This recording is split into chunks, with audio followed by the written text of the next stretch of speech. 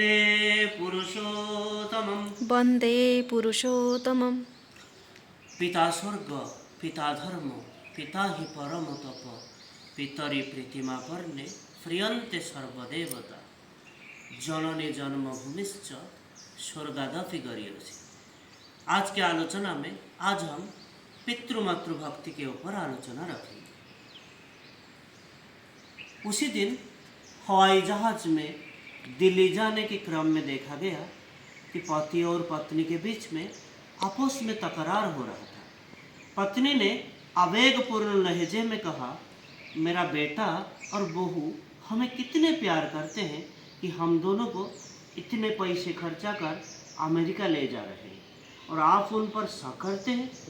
पति ने रोज के साथ कहा, तुम भोली हो, तुम में उनके खेल समझ नहीं पा रहे हो।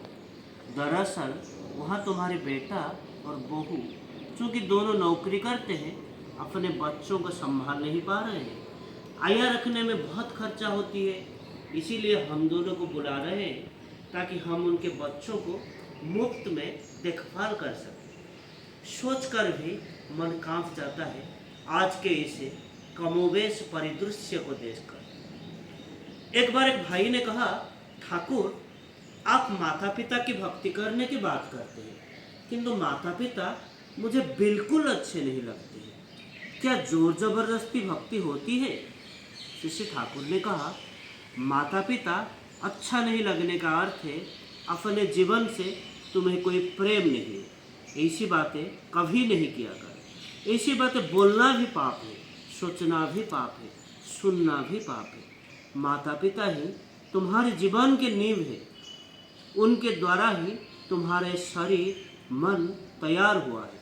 यदि उनकी अवज्ञा करना सीखोगे तो एक दिन दुनिया में आवारा की तरफ घूमने के सिवा तुम्हारे लिए दूसरा कोई चारा नहीं रहेगा। दुनिया में ऐसा एक भी व्यक्ति नहीं देखोगे जो माता पिता की भक्ति के बिना बड़ा बना है। प्रतिदिन सवेरे उठकर माँ बाप को साष्टांग प्रणाम करोगे, इष्टवृत्ति करते हो ना?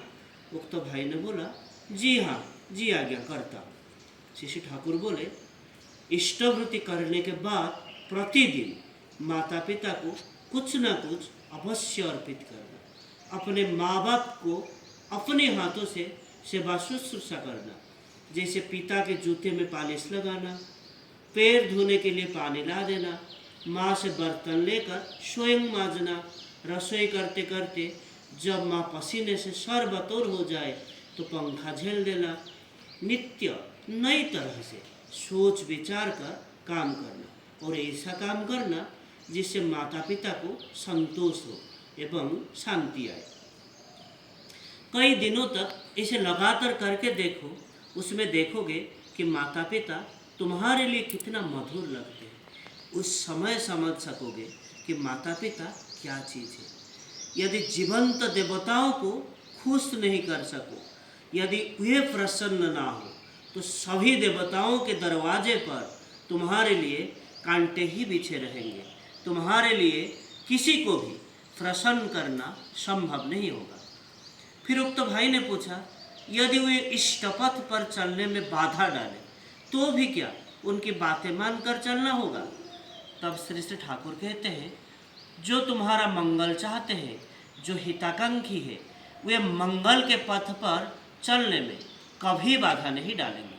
तुम्हें आचरण द्वारा यह प्रमाण करना पड़ेगा कि तुम वास्तव में मंगल की पथ पर चल रहे हो। उनके लिए पहली सीढ़ी है माता पिता के प्रति और भी अधिक श्रद्धा और सेवापरायण होना। ठाकुर को मानने के बाद यदि तुम में उसके फल स्वरूप नगदा नगदी सुपरिवर्तन देखेंगे तो तुमसे वे क्यों झगड़ा करेंगे? खूब सेवा करनी चाहिए और उनका आदर भी खूब करना चाहिए, मगर इष्ट के मंगल में खूब फानाटिक या हठधर्मी होना चाहिए। जैसे तुम्हें निरामिष भोजन करना है, तुम्हारे माता पिता वो निरामिष भोजन का तात्पर्य नहीं समझते हैं। उनको खुश करने के लिए यदि तुम पहले की तरह मांस मछली खाते हो तब तो तुम गए। उसमें ना तो तुम्हारा मंगल होगा और ना भविष्य में उनका मंगल कर सकोगे। सबके प्रति सश्रद्धा और सेवापरायण रहकर तुम आदर्शानुसरण में तत्पर बने रहोगे तो भी कन्फ्लिक्ट या द्वंद्व आ सकता है। वह दूसरे के निकट ईल्ड या आत्मसमर्पण करने पर भी तुम्हें कोई सल्यूशन नहीं मिलेगा। अनयील्डिंग जील या अनमनीय उत्साह से आदर्शानुसरण करने से ही सल्यूशन या समाधान है, क्योंकि सभी की सत्ता का खुराक आदर्श में ही है।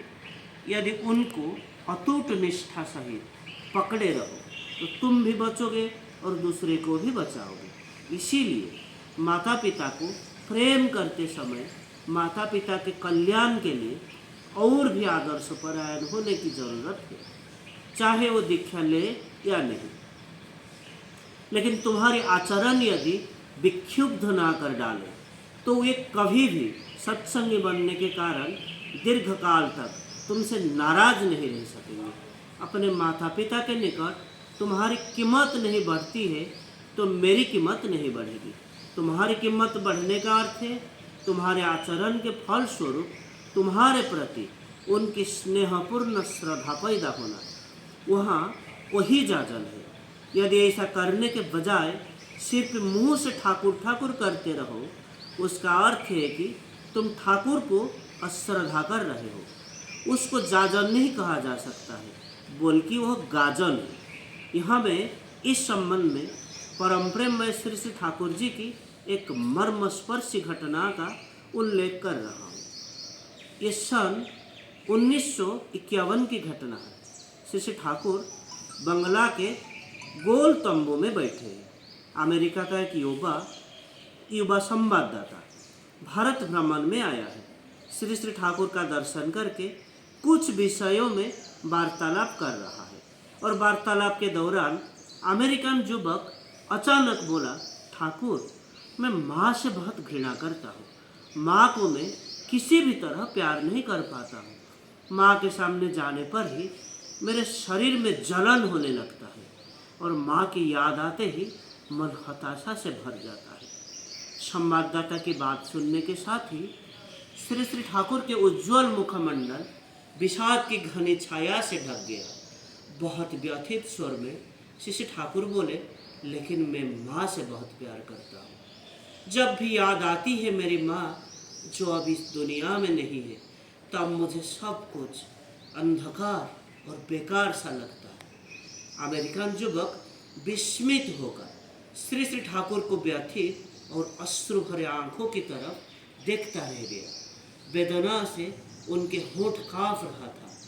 गहरे मर्म वेदनापूर्ण स्वर में अपने बचपन की यादों का जिक्र करते हुए श्री श्री ठाकुर कहने लगे, मेरी माँ मुझे कितनी बार निर्दयतापूर्वक मारी है, तो भी मैं माँ से बहुत प्रेम करता हूँ, क्योंकि माँ के कारण ही मैं इस दुनिया में जन्म ले पाया हूँ। श्री श्री ठाकुर का ऐसा करुण चेहरा देखकर उपस्थित सभी की आंखें डबडबा गई और अमेरिकन और संवाददाता दीर्घ श्वास लेते हुए बोला, आई एम सॉरी ठाकुर, और वो कहकर चुपचाप श्री श्री ठाकुर के सानिध्य से उठकर चला गया। और दूसरे दिन सुबह में अमेरिकन इस युवक श्री श्री ठाकुर के सामने घुटने मोड़कर हाथ जोड़कर बोला, my lord, I have come to realise that I should love my mother, I must love her, please teach me Thakur how to love her. और अमेरिकन संवाददाता की बात सुनकर श्री श्री ठाकुर पुलकित हो उठे। उनके सर्वांग से तृप्ति और आनंद के ज्योति विच्छुरित होने लगी।